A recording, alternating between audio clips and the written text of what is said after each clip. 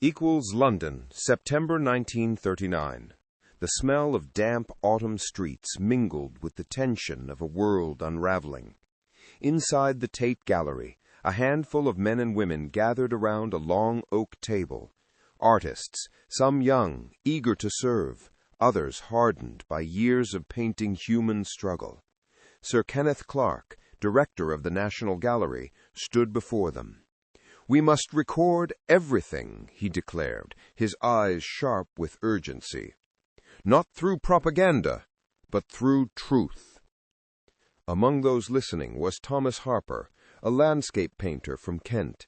He had never held a gun, but he felt the gravity of this assignment. Outside, air raid sirens began to wail. The painters glanced at one another. Brushes, not rifles, their tools for war. A new front had opened, the battle for memory, for history, for the soul of Britain. Harper took a slow breath. "Then let's begin," he murmured, steadying his hand. Weeks later, Harper reported to an RAF base in East Anglia. The morning fog rolled low, swallowing the airfields in ghostly silence. Canvas-covered aircraft loomed like sleeping beasts. "You're the painter, eh?" said Flight Lieutenant Morris, handing him a flight jacket. "We fight in the skies. You fight to keep it remembered." Harper nodded, though unease crept in. The smell of fuel and frost clung to him. As engines roared alive, he sketched quickly, capturing the metallic grace of the bombers. His pencil trembled as the squadron lifted into the sky, vanishing into the gray. He realized then that his war would be lived in fragments.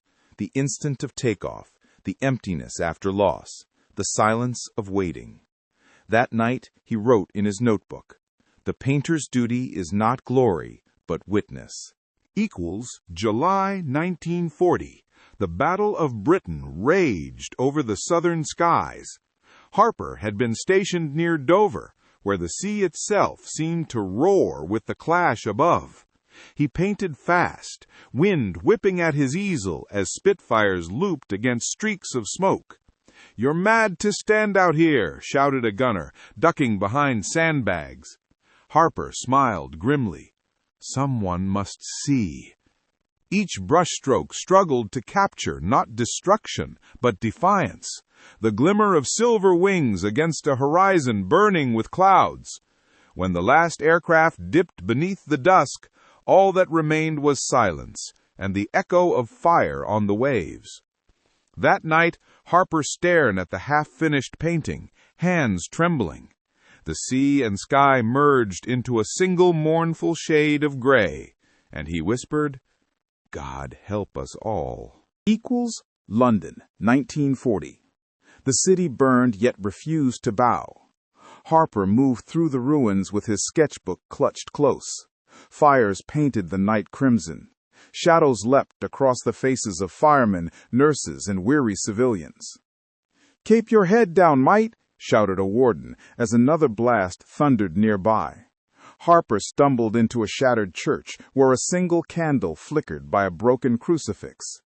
He set his charcoal to paper, tracing the outlines of resilience. The mother shielding her child, the soldier helping old men through smoke. Each stroke felt like a prayer. Beneath the rumble of distant bombs, he thought, art must endure because it tells us who we were when all else collapsed. The church bell, cracked but unbroken, tolled faintly through the chaos. Early 1941.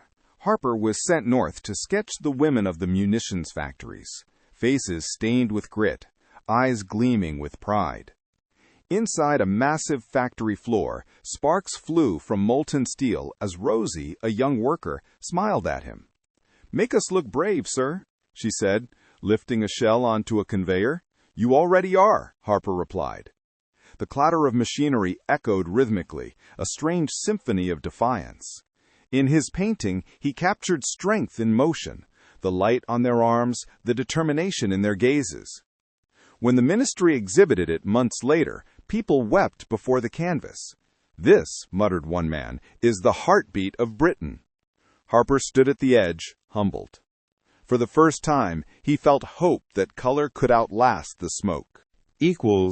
In 1942, Harper joined a convoy bound for North Africa. The sea rolled endlessly, dotted with destroyers under a molten sky. "Keep your paints dry," the captain teased, as they sailed into U-boat waters. Days later, explosions erupted, torpedoes striking a ship astern. Harper gripped the rail, sketching through the chaos, desperate to fix the image before it vanished into smoke. The Mediterranean turned scarlet beneath a burning horizon. When calm returned, he painted on deck, the survivors huddled under blankets. "Why draw this?" one asked softly. Harper answered, "Because the world must remember what courage costs." His brush moved slowly, reverently. Each wave carried the weight of the fallen. North Africa, 1942. The desert stretched infinite, golden by day, blood-red by dusk. Harper rode with the 8th Army near El Alamein, capturing the slow grind of men and machines through sandstorms. "Quite the canvas, eh?" joked a sergeant, sweat carving lines through dust. Harper nodded, sketching the weary columns, the fluttering flags of victory and exhaustion entwined. At twilight, he painted soldiers gazing west as artillery flashed like far-off lightning. In every face, he sensed the cost of endurance. When the battle ended in Allied triumph, he dipped his brush in ochre and whispered, "From dust to dust, but here we stood." Under the vast desert sky, he realized that war, at its cruelest, still birthed moments of transcendent light. By 1944, Harper reached Normandy days after the invasion. The once quiet French villages were husks of stone and silence. He stood in Caen among the rubble, painting not soldiers, but civilians, old women sweeping shattered glass, children staring at empty windows. "The war's nearly over," a corporal said quietly beside him. Harper only nodded.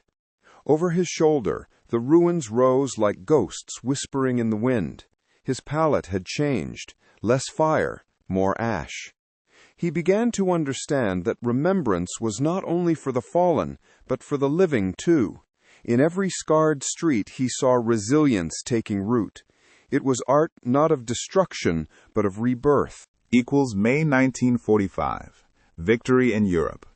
Harper returned to London, where cheers filled Trafalgar Square and bells rang through the dawn. Yet he did not paint the flags or parades. He painted the faces, tearful, worn, radiant. "We survived," whispered an old woman in his sketch, holding a faded photograph to her chest. Harper's final wartime work captured a people changed forever. The government offered him honors, but he declined. "Art," he said, "is not for glory, but for remembrance." In his studio, surrounded by his wartime canvases, he added the final stroke, a dove, pale and fragile, taking flight above a city reborn. Outside, the Thames shimmered with morning light. Peace had the hue of memory. Years after the guns fell silent, Harper walked through the Imperial War Museum, his paintings hanging among countless others. Children gazed at his work, whispering questions their parents could not answer. He stood silently, remembering the noise, the ash, the courage he had witnessed. Each frame was a vessel of truth, the laughter beside the sorrow, the light within the dark. As he turned to go, a young woman asked, "Were you there?" He smiled faintly. "Yes," he said, "and so were they." Outside, rain traced silver streaks down the museum glass. Art had outlasted the war. The world had changed, but through the artist's hand its heart still beat, steady, defiant, eternal.